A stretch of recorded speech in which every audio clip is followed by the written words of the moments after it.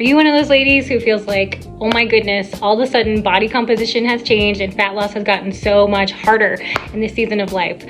A lot of women tend to blame this on hormones, stress. You know, you think you get a cortisol belly, you think, oh, my hormones are imbalanced, this, that, the other thing.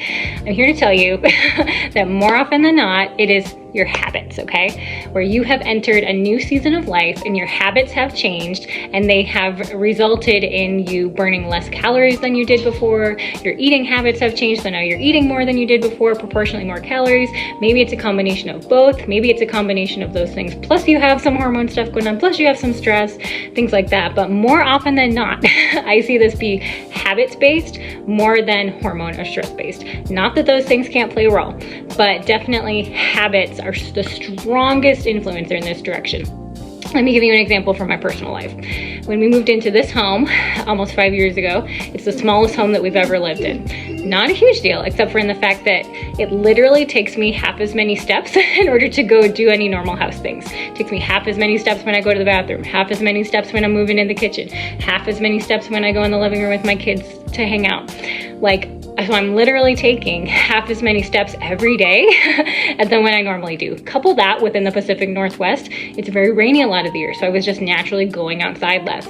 My activity went down drastically when we moved into this home, and it's something that took me a little bit to realize.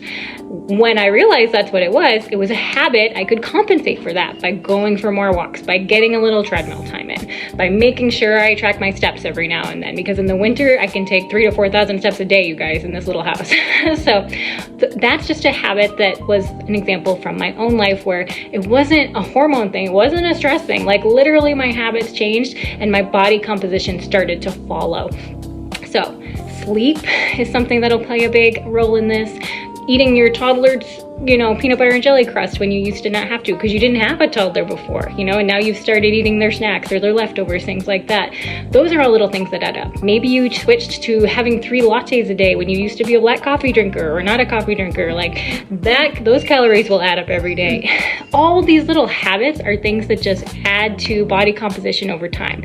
And this is what we help people with all the time is we walk them through their day-to-day and say like, hey, where can we make this work for you in your life, in your day-to-day, in the situation you're in, the story God's writing for you?